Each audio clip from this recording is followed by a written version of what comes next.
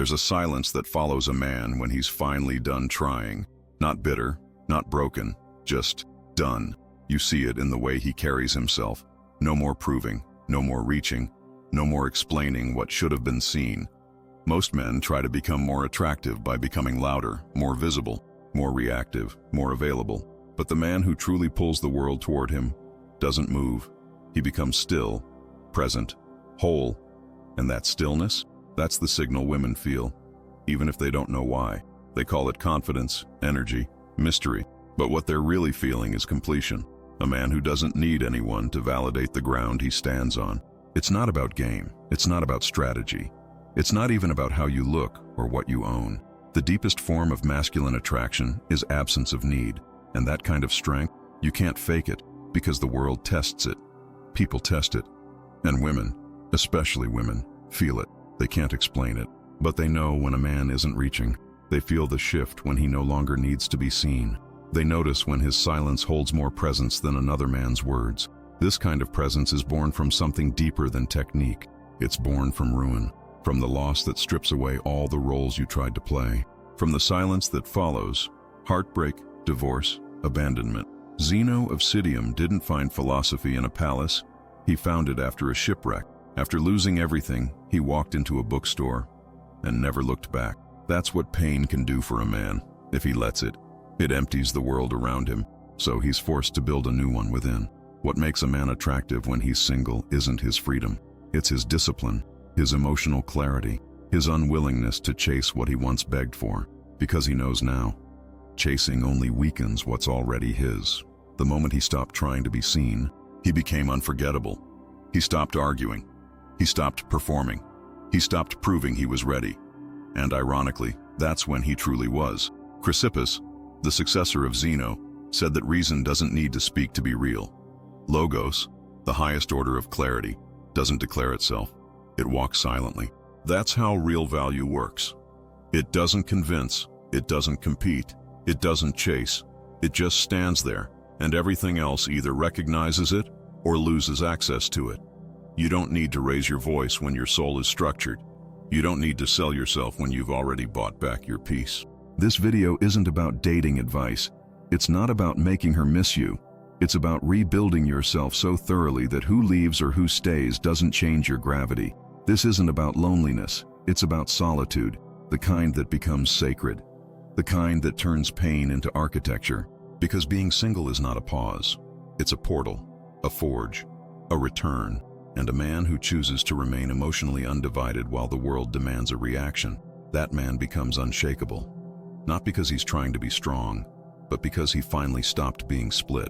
He meant well. He thought growth meant being seen, so he reached out, explained himself, tried to show her he had changed, and with every word, he unknowingly betrayed the very evolution he had worked so hard to build. Because the moment a man starts trying to prove he's ready, he exposes that he isn't. Not fully, not inwardly. He still needs someone else's recognition to validate what should be silently unshakable, and that need, no matter how noble, makes him visible in all the wrong ways.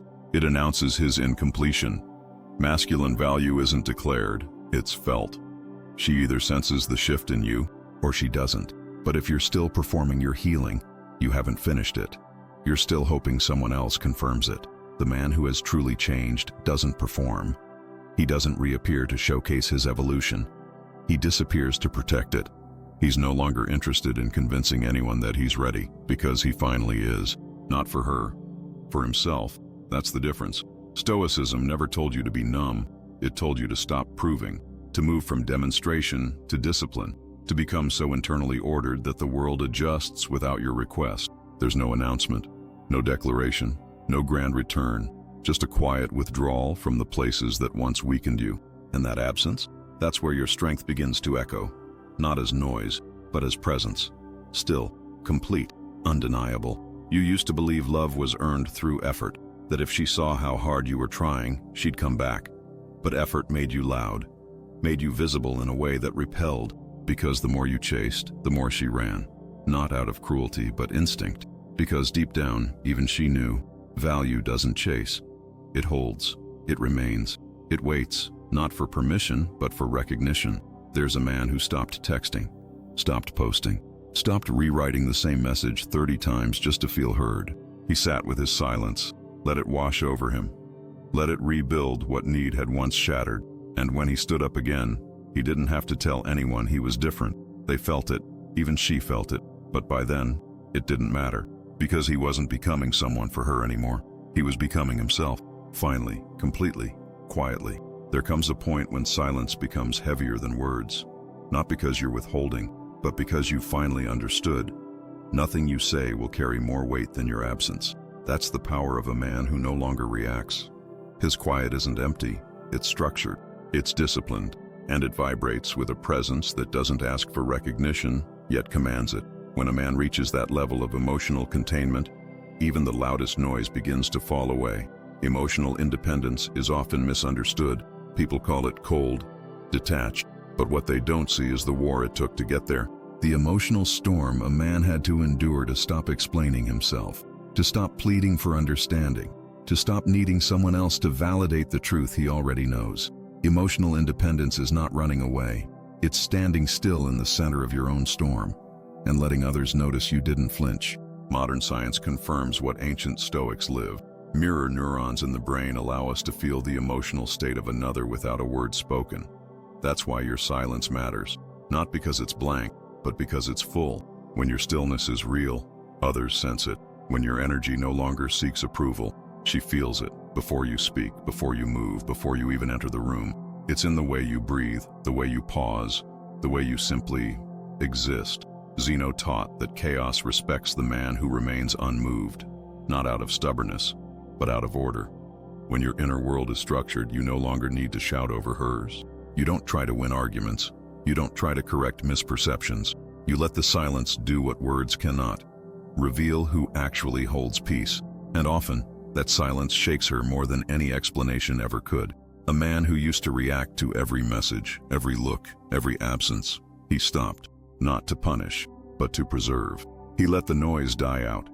He let the questions remain unanswered, not because he didn't care, but because he finally did, for himself.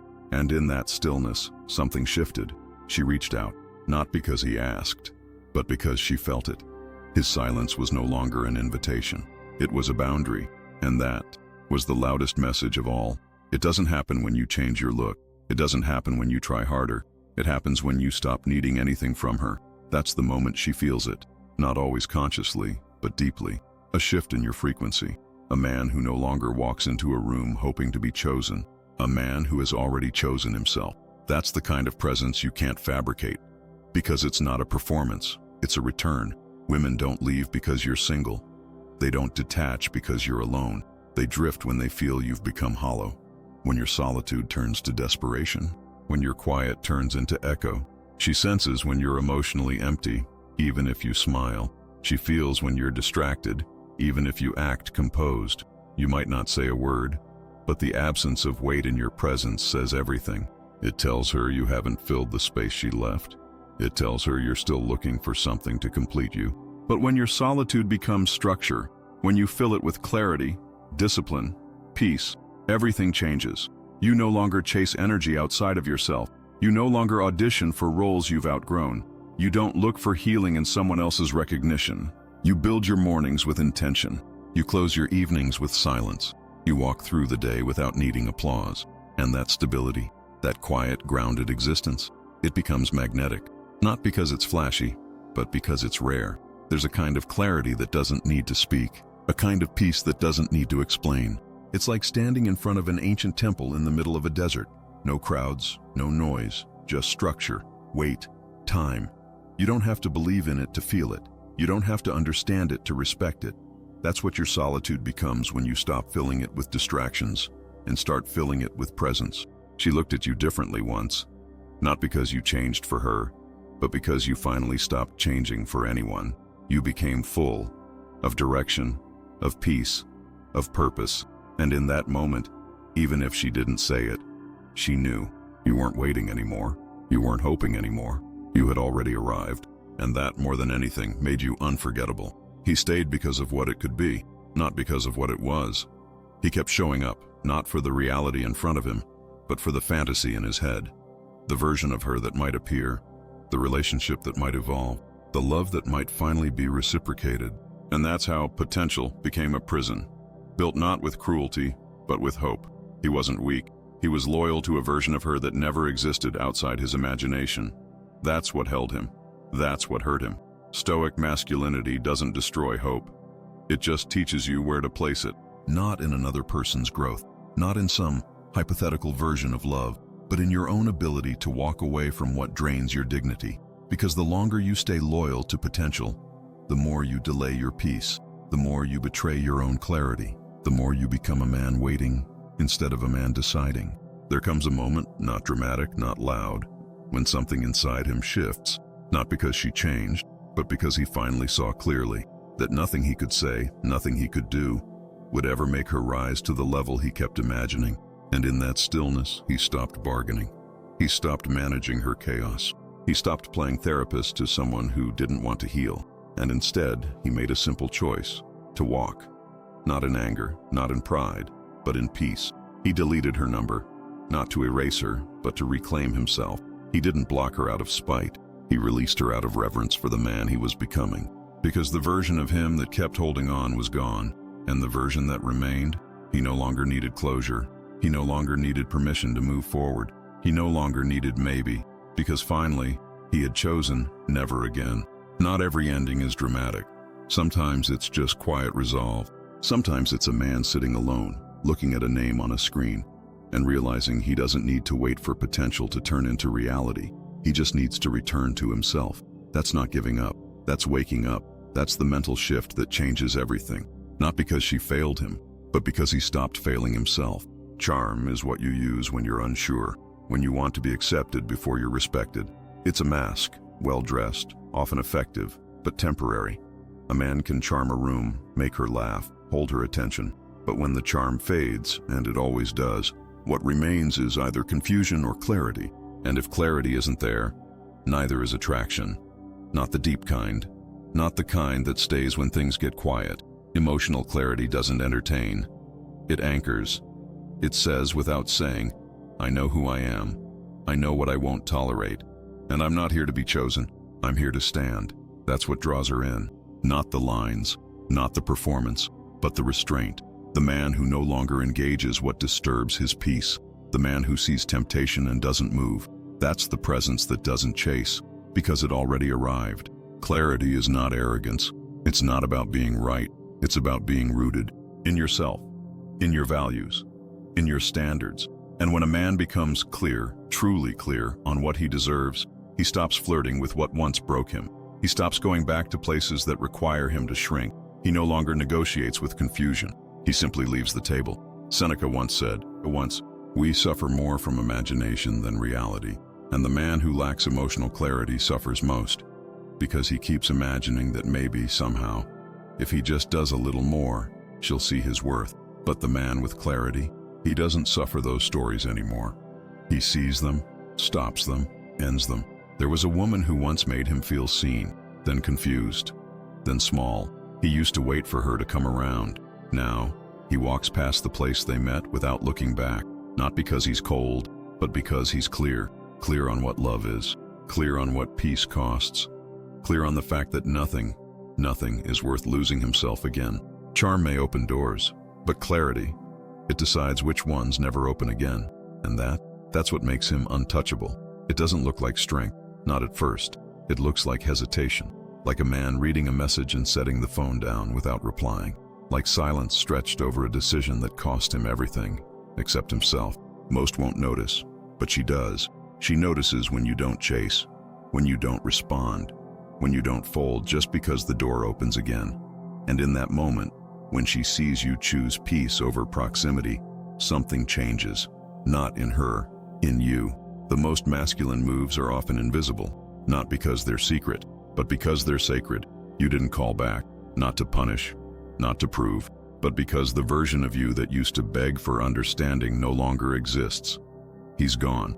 What remains is someone who knows what silence can protect, and the cost of letting noise back in. Self-respect isn't loud. It doesn't announce its return. It doesn't come with speeches or revenge fantasies. It shows up in small, final decisions, the ones you make when no one claps, the ones that reclaim your direction, like choosing not to reply, like choosing not to check her story, like choosing to walk out of a place that once begged for your attention and never going back. There's a man who once thought being a good man meant always being available, always giving the benefit of the doubt, always listening, even when it tore him apart. He was taught that silence was weakness, but now he knows better. Silence isn't the absence of love. It's the presence of boundaries. And sometimes the most loving thing a man can do for himself is nothing at all. She watched. Maybe she wondered. Maybe she hoped he'd fold again, but he didn't. Because he wasn't reacting. He was remembering. The weight of past conversations, the ache of being ignored, the long nights of questioning his own worth. And in that memory, he made a quiet promise. Never again. That's what Stoic detachment really is.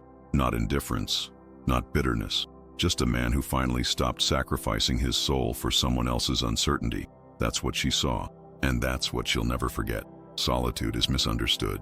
Most see it as a pause, an emptiness, a waiting room before something better arrives. But for the man who rebuilds, solitude isn't silence. It's structure. It becomes the temple where he restores his direction, where he learns to sit with himself without distraction, where he no longer needs the world to clap for his transformation, because he hears the stillness say, "You're already whole." Most men try to escape being alone. They fill the void with noise, messages, attention, movement. They confuse activity for healing. But the man who chooses stillness over stimulation becomes dangerous in the best way, because he's not reacting. He's creating. He's refining. He's turning solitude into a weapon of clarity, and the world can feel it, even if it doesn't know what it is. Women feel it too. They recognize it, not because he says anything, but because he doesn't need to. He's not chasing. He's not proving. He's not waiting to be invited. His energy speaks before he does. His silence draws attention without demanding it. It's the quiet power of a man who made peace with his past and built something sacred where most would have crumbled. That's not just attractive, it's unforgettable. Zeno walked through the streets alone, deep in thought. He wasn't lost. He was constructing an inner world more ordered than the one around him. That's the image. A man moving through life not to be seen, but because he knows exactly where he stands. Solitude becomes his crown, not his curse. His aura, not his absence. And when people encounter him, they sense something different. Something still, something whole. You no longer need to explain where you've been. The silence in you already answers. You no longer need to be asked what you want. The way you walk already declares it. That's when your solitude becomes more than space. It becomes signature. And those who've learned to live in chaos will either be drawn to your peace or forced to leave it alone. Either way, you remain. Not because you're trying to impress anyone, but because you finally know who you are when no one else is around. And that's the kind of man the world remembers, long after he's walked away. You were never trying to become attractive. You were trying to remember your structure, beneath the habits, beneath the noise, beneath the years of explaining yourself to people who never truly listened. There was always a man made of weight. Not performance, not charm, but presence. A presence that didn't need to be seen to exist. A presence that didn't need to be chosen to be whole. Zeno didn't return to the sea after the shipwreck. He didn't try to reclaim the life he lost. He walked into the ruins and built something deeper. A philosophy, a foundation, a stillness that no tide could wash away. That's what you do now. You don't rebuild a reputation. You don't chase what left. You build a quiet world within yourself that no one else can touch. Not because you're bitter, but because you're ready. Ready to live from the inside out. Marcus Aurelius once said, "It never ceases to amaze me. We all love ourselves more than other people, but care more about their opinion than our own. But not anymore. Not for you. Because something inside you shifted. The man who once begged to be seen now sees himself. The man who once waited for her message now hears his own silence. And in that silence, he finds something rare, peace without permission. A man of value when single isn't idle. He's not drifting. He's not waiting for someone to complete him. He's working. On his mind, on his spirit, on his boundaries, quietly, relentlessly, without applause. And that's what draws others in. Not the chase, not the noise, but the stillness, the calm, the unshakable presence of a man who finally stopped reaching and started remembering.